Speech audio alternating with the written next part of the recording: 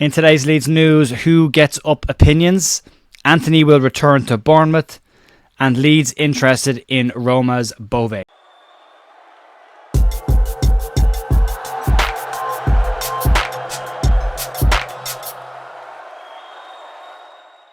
Morning folks, Jer here, Thursday the 16th of May with your Leeds United news. It'll be a short video today, there's not a massive amount of stuff going on. Obviously, it is semi-final day today as well. Huge game for Leeds United and one that hopefully we can overcome, but we've got lots of comments on this. Somebody asked on my channel yesterday, said it was called The View, but there didn't appear to be any other views, bear in mind there's plenty of views if you look at the match previews and reviews, but we decided that today we would actually get into this a bit more. It's a really good point. I do take feedback well, so it was a good point.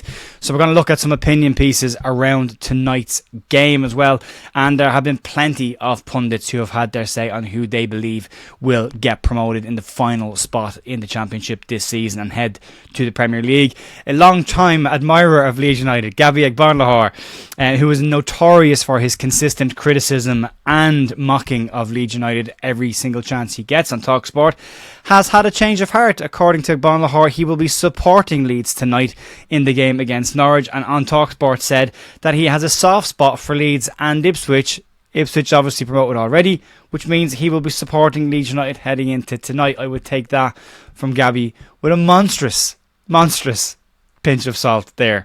His fellow TalkSport colleague and former Leeds United fullback Danny Mills has also been talking about the situation as well and given his comments on it, and he said Elland Road will be key to anything that Leeds can accomplish tonight and could affect the tie either way. He said that you would have to favour Leeds coming into this situation, but should there be a few moans and groans from the terraces and should Elland Road turn, he said that could lead to a capitulation at Leeds, citing the Derby game as a Leeds collapse before when the crowd began to turn on them a little bit. He said that Elland Road is a massive asset behind Leeds, but it can go against them depending on how the game is going. But if Leeds can get the crowd behind them, then you would favour Leeds in this situation. But he said, be mindful, the Leeds will hope to avoid a similar Derby crumble. I think we're past that. It's a different side. I think we're past that. But Danny obviously entitled to his opinion. I don't agree with him necessarily. I think the crowd's been very good for Leeds this year, especially after the Southampton game. There was a real show of support from the Leeds United fan base, so that's important. But former Leeds United manager Kevin Blackwell has also been talking about this as well, and he thinks Leeds will do it tonight. He believes that Leeds are in a great position heading into the second leg of the semi-final, and believes that if Leeds can block out the outside noise around this game, around the history that Leeds have in the playoffs, that Leeds could go and do it this year and get rid of this playoff hoodoo that has been hanging over the club. I'm in the same boat as this. I don't think anything that's happened in the past really has an impact on this game. Obviously, the more noise is made about it, the more impact it's likely to have, but I don't think it's got a huge amount of bearing on it. Leeds just need to go and do a job tonight, and I hope that they will.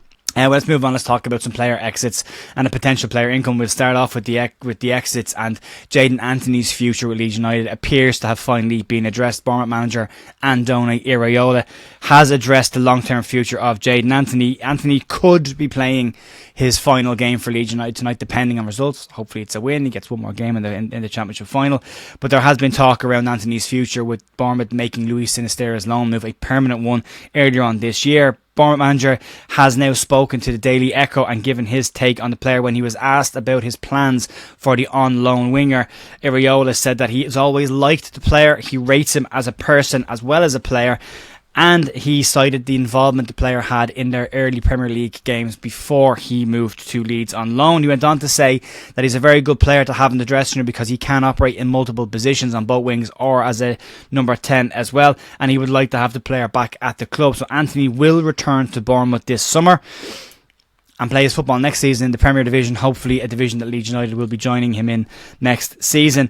Iraola wasn't finished there. He had more things to say, and we're probably not going to like this, but Iraola commented on several Leeds United players that have caught his eye this season and coming into a transfer window, depending on what Leeds do.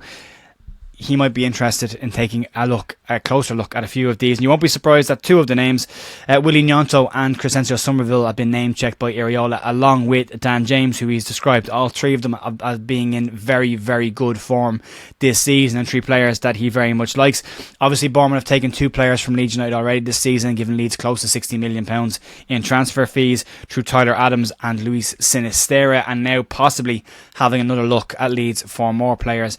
It appears to be all wingers. If Iraola could keep his hands off Leeds wingers, that would be great for a while, at least for a couple of months, and let us get settled. But Gnonto, Somerville's expected, if he does leave Leeds, to head towards Newcastle, Liverpool or Dortmund, bigger clubs, Champions League level clubs. Gnonto, not so certain about where he would head if Leeds don't get promoted, but maybe a club like Bournemouth is exactly where he would head. But Daniel James, you would hope, as a player Leeds can hang on to next season. He's been very good for Leeds this season, and I think if involved tonight, he could have a very big part to play in the game.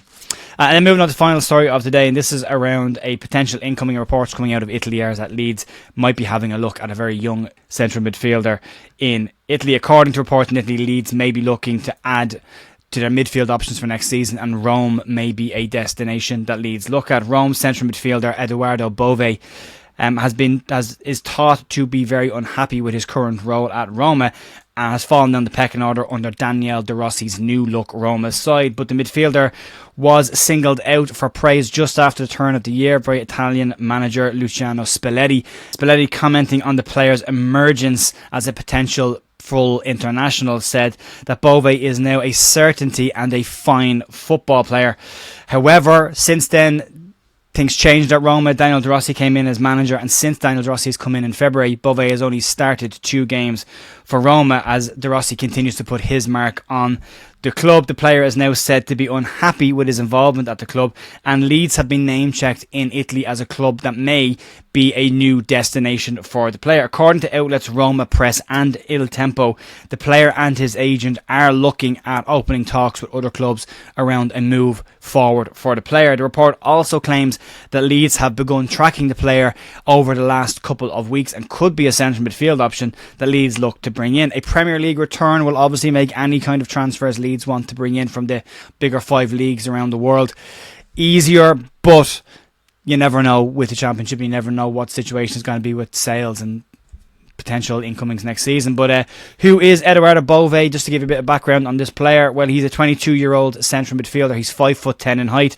and he has been capped at all levels at Italy, from under 16s up to under 21 level. He has come through the ranks at Roma as well, so is a homegrown Roma player. He's played 63 times for Roma, scoring 2 goals, but he is listed as a type of inside winger / attacking midfielder, and a player that Jose Mourinho earlier this year likened to a sick dog due to his intensity on the pitch and his aggressive footballing nature. And then the nickname apparently has stuck. They call him Cane Malato, and that looks like it has stuck with the player since then. So a kind of type of player Leeds fans would very much like, an aggressive, intense player who likes to get around, get in people's faces and force things. He is seen as a very attacking and up-and-coming player in the Italian senior national side as well. So could be a player that Leeds will need more goals from midfield. He has only scored twice this season from midfield, but again, hasn't really played since February that much. So maybe a change of division, maybe a more attacking side. Roma are a decent side, but they're more of a defensive side than anything else. But the Leeds connection with Roma doesn't seem to want to go away anytime soon. But fingers crossed. This is the player that Leeds are genuinely interested in. He's an exciting player. You can check him out online as well. There's plenty of clips of him around to give you an idea what kind of player he is. But decent young player. I don't know necessarily if he fits the age demographic that Leeds will look for next season, looking to add more experience to their side. But you never know. Anyway, folks, you can check out the match day preview of myself and Andrew Stats Dalton. That's linked down below. And I will be back tomorrow morning for more Leeds news, and I'll do some sort of a match review tomorrow night or Saturday morning once I've had time to kind of just digest the game properly. I'm also looking at bringing back the podcast as well. People have been asking for more views on the channel, so I'm going to see who is interested without stepping on anybody else's toes. I want to see who else is interested in getting involved in something on a regular basis to talk about the news of the week more so than the usual topics that everyone talks about. But anyway, more to come on that. Thanks for watching. I'll be back tomorrow, and I'll see you then. Have a great rest of your day. Bye.